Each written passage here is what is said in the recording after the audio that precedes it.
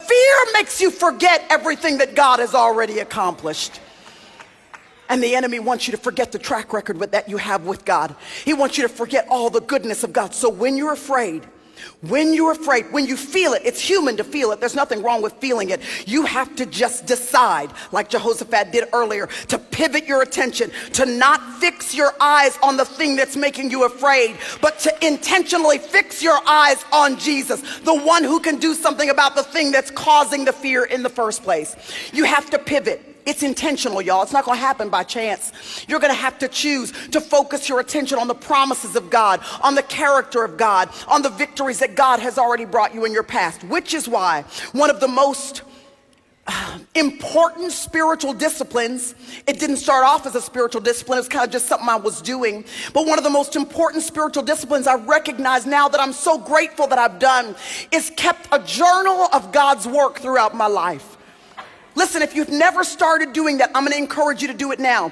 And I'm not the kind of organized, I've always admired those women with their little colored pencils and their new journal. They start every year out with the new journal. I'm not that kind of sister. I'm not the one that's going to sit down and write every day the details of everything that has happened throughout my day. That ain't happening. But when something happens in that month or 3 months later where I see the hand of God orchestrating events that other people would call coincidence, or when I look back on something and I realize, you know what, it felt like an interruption at the time, but now I see it was a divine intervention.